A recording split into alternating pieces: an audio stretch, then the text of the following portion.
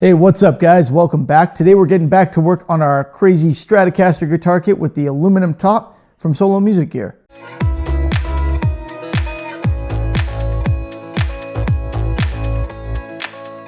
To be fair, Solo sent me the Stratocaster guitar kit. The aluminum top is not something that comes stock on it. That's mine. Anyway, today we are working on the neck. So, if you've been watching the series, you will have seen me do the stock hardware demo where I played what this thing sounds like if you just take it right out of the box and assemble it. And you will have noticed that it had some fret buzz. Well, it needed a truss rod adjustment.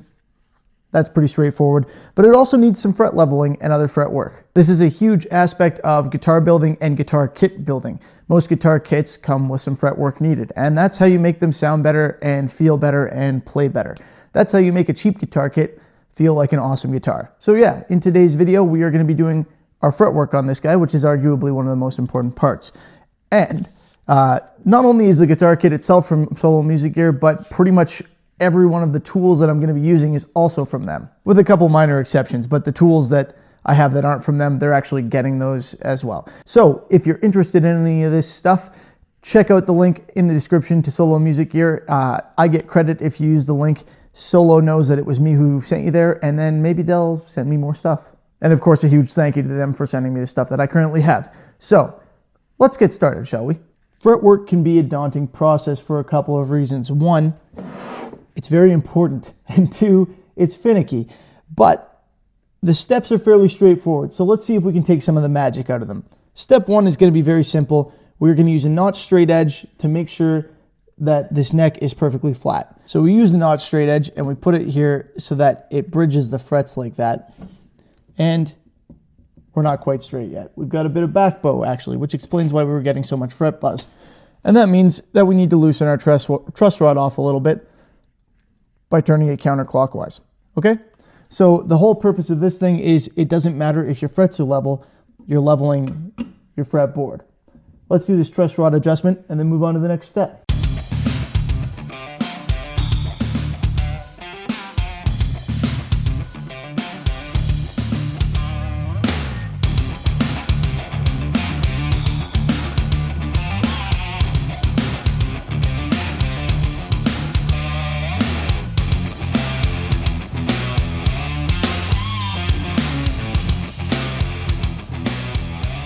All right, so now we know that our neck is nice and level, okay? In case you were wondering, that is a 25.5-inch scale length, just like a normal Fender. And yes, this cool neck rest is also from Solo Music Gear. So the next step, generally speaking, is going to be to actually level off our frets. Now, your frets are supposed to be rounded at the top. This is going to create a flat spot, which is going to lead to our next steps after that. But for starters, we need to make sure that the tops of those are all nice and level. We can check that because they may actually be level now that we've flattened it. The way that we do that is with a fret rocker. This is a fret rocker. It's got different lengths on each side to match up with different parts of your fretboard. The idea here is you want a side of this to bridge 3 frets, and if it rocks, then you know that you have a low fret or a high fret. So if this one rocks, then I know that the middle fret is too high or one of the outside ones is too low. In order to determine which one's which, I simply move on. See, it rocks a little bit here. You can hear the noise. That means there's just a little bit of difference there. And you continue on down the fretboard doing this to see if maybe you've only got one high fret. I have more than one, so I'm going to level the whole thing. But by the time I get to here, it's starting to get to the point where this is almost going to bridge or will bridge 4 frets, which means it's no longer doing its job. So I have to switch to a different side.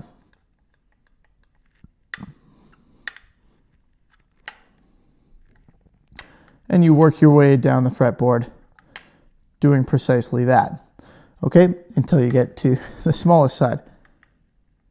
Anyway, do that with the neck actually in the rest. That will make it much easier on you. But that's just essentially for the purpose of determining whether you actually do need to level your frets. If you're getting some areas where it's rocking, you may be able to get away with taking one down a little bit, but generally speaking, you just need to go ahead and level your frets. Now, this is the part where some people will go ahead and tape off their entire fretboard. I'm not going to do that. I'm trying to limit the amount of tape and stuff that I'm wasting. But if it's your first time, you may very well want to go ahead with that step. I'm going to approach this a little differently. So I suggest you wait and see how I do it and then decide if you're comfortable with that. And if not, if you are going to tape off your entire fretboard, run a line of tape down each side first before you tape over the frets, okay? The line of tape down each side will hopefully and generally permit you to kind of peel all the tape up at once, or at least larger portions of it, rather than having to pick away each fret individually. When you do your fret masking, you put your tape over, and to the extent that you can get it right against the line, perfect. But if you can't, tape over the fret and run a blade along the bottom there. I'll show you that real quick with one. So if I'm taping off the entire board, then for example, if I get to a fret like this one, and it's taking me 2 pieces of tape to do it, I will put it over the fret and run my nail along the bottom of it essentially, and then go ahead and take my blade and come in from an angle. So I'm coming in flat almost along the bottom of the fret and cut there. And then I've got my fret perfectly masked off. So I'm right up against the edge of this fret, on this side of course, and the rest of it is available for me to level and polish. As I've said, that's not the approach that I'm taking on this one. Instead, what I'm going to do is level it off without taping and then use tape on each fret when I need it. In order to make sure that I'm doing this the easiest way possible, I want to take off as little material as I can. So I need a guide system to let me know when the tops of these are all level. And the easiest way to do that is to just take a Sharpie and draw a little line right along the top of each of these carefully. All right, so I draw along the top of all of these, and then when I level them, I'm just looking for a thin silver line through the middle of that so that I can make sure that they're all flat. So next I go into my toolbox of mostly solo music gear trickery here, and I grab my fret leveling file, which is right here, single cut. You can, to make this easier to use, glue or attach a handle, a piece of wood on here, kind of something along these lines, right? To make that more comfortable to handle. Crimson Guitars makes one like that, but this is designed to file with both sides, and they're both even, and it's actually pretty simple to use. So rather than wasting one side, I don't do that. I just use it as is. Take a look at your file and make sure you know which way it's cutting. If you don't know, look it up. But basically, the teeth are hooked in one direction, so it's actually fairly straightforward. Try to keep even pressure.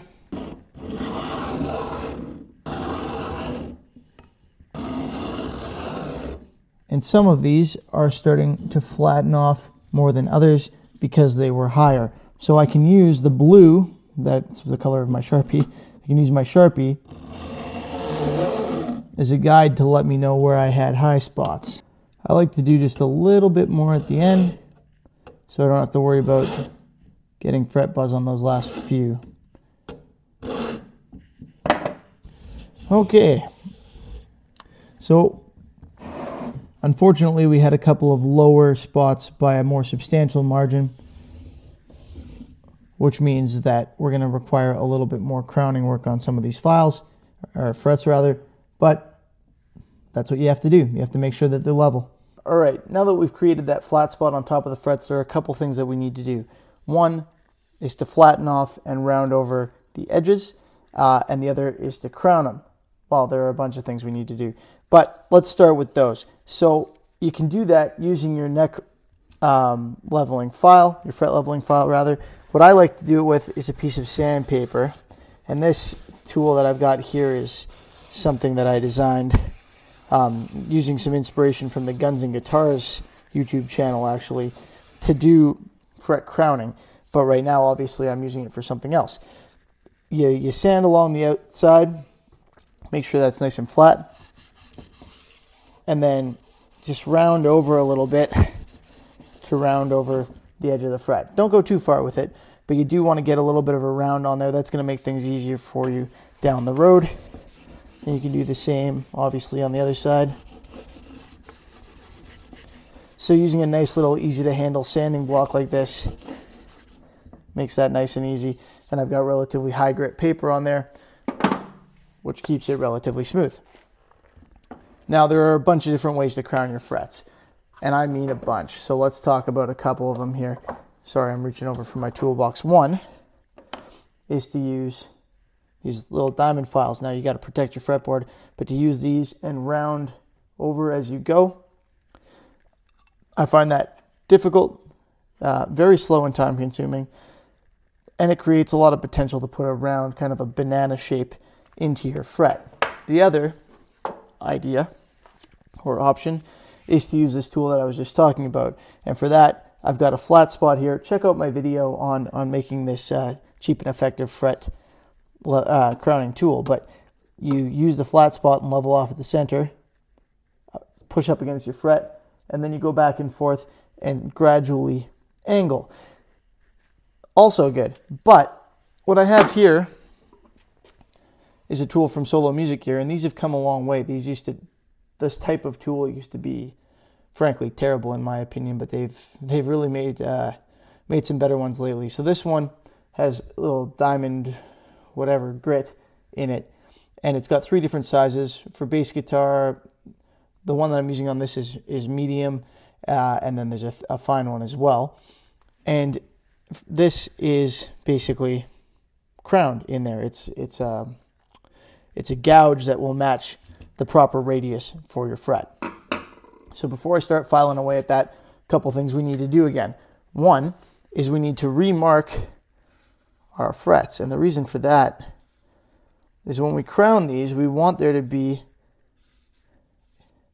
a very thin peak at them, and that's where the string intonates.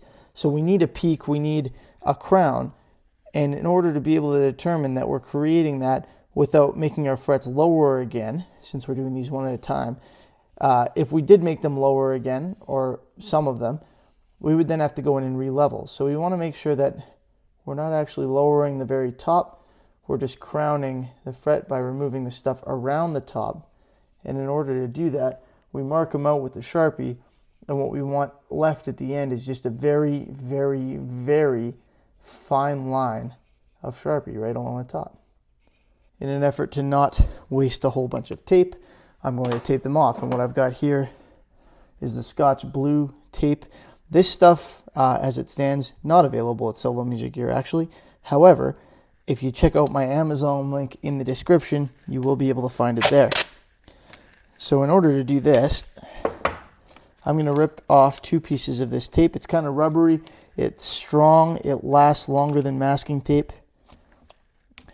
I'm going to tape off one side and then the other, and as I go down the fretboard, I'm just going to move these, and for that reason, I don't need to worry about cutting and masking, because if they go over the next fret, that's fine. I'm working on one fret at a time.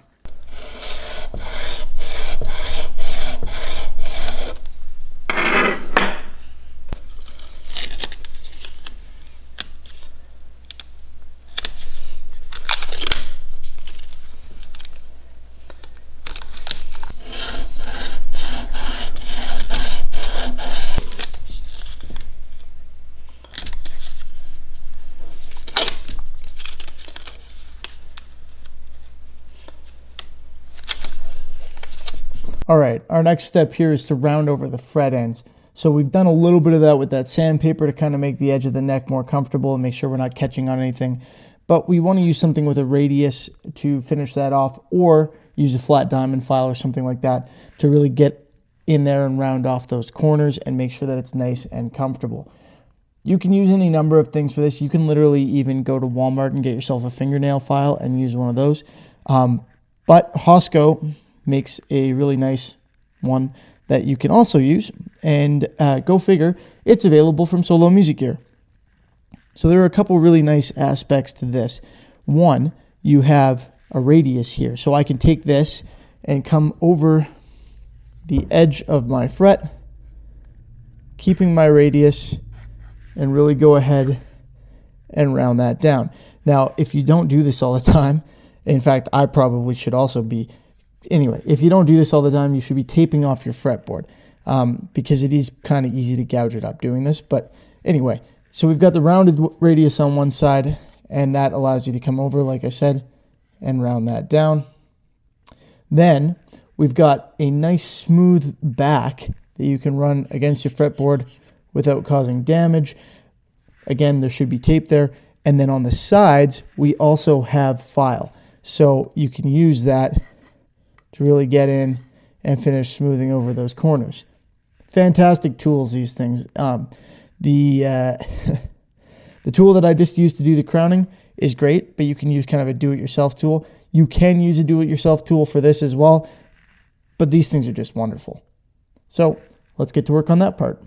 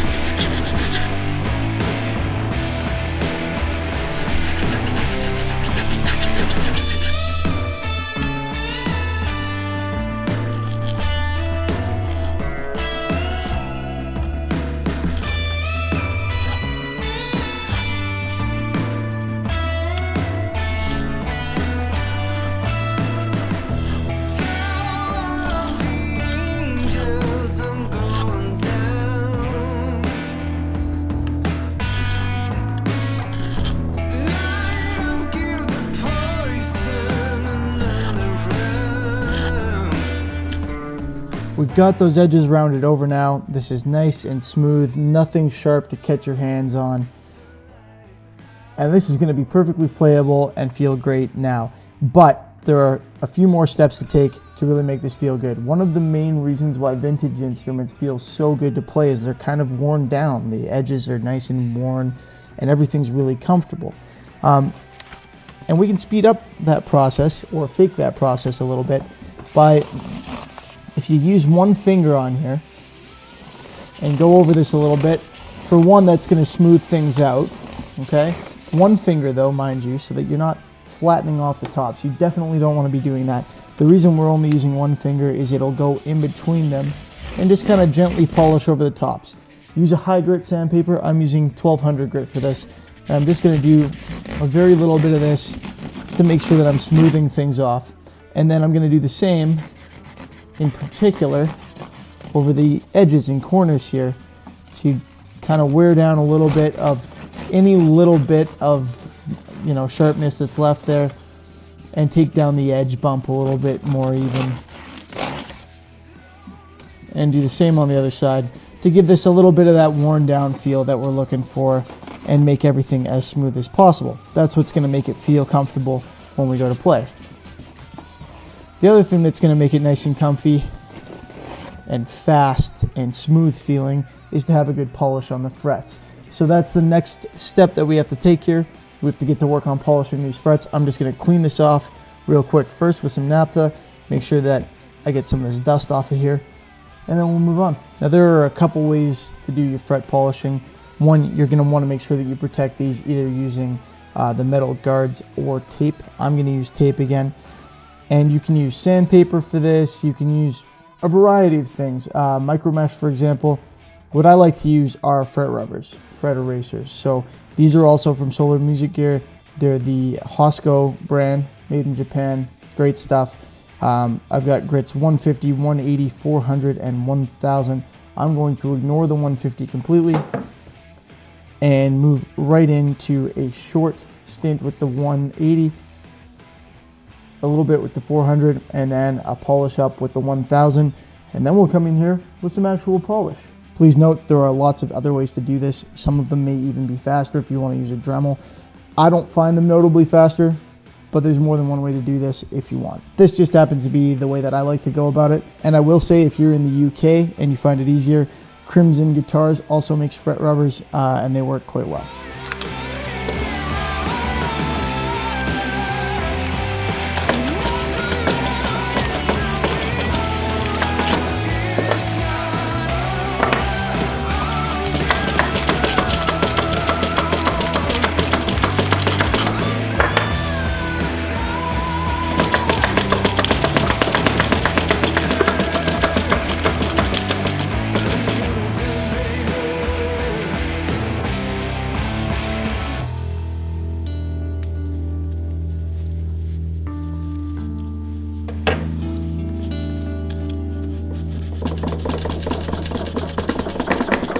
Once you've completed your fret eraser work, and I'm just demoing on one fret here, don't forget to polish. I'm using the auto saw polish here. It's kind of a paste. I'm using it because it's thick and it works quite well.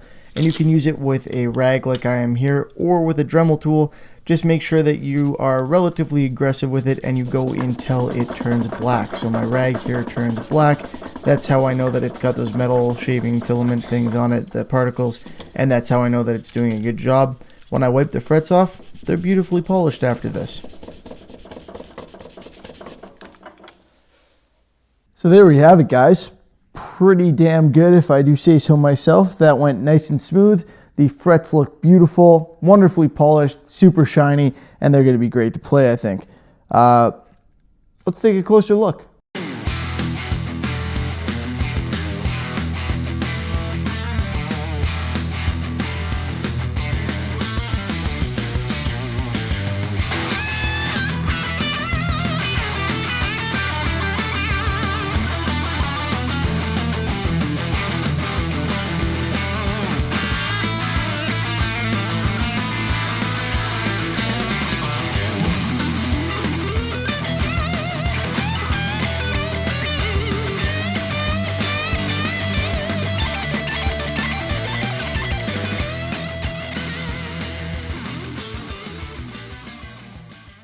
There you go. Pretty awesome. Very pleased with that. Once again, if you want any of the stuff I used in this video for this particular job, take a look at the links in the description, in particular the Solo Music Gear link and the Amazon link. So that's it for this one. Don't forget to stay tuned because we are going to be doing another fret job using slightly different tools and techniques on this guitar, which you probably will have seen if you've been following me for a while. This guitar kit, not as good a quality in my opinion, but the methods that I'm going to use to demonstrate the fret work on this one and working with the neck are going to be very interesting and I think pretty expedient and another way to go about it. So stick around for that. It's going to be a good video. Famous last words, right? I hope it's going to be a good video. Really, fret work. This is the only time that I think to myself, I could go for a fretless. Anyway, as always, guys, thank you for watching. I hope you enjoyed the video. If you did, please give it a thumbs up. I would appreciate that. It helps me out a lot. And remember to subscribe so you can check out the other fretwork video, the rest of the guitar kits, all the other guitar kits that we're doing, and, well, many other things. Again, and as always, thank you for watching. I hope you enjoyed it, and I will see you next time. Have a good one. Oh, and if you have any questions, I know most of you don't hesitate, but go ahead and drop them in the comment section below, and of course I will do my best to get to them.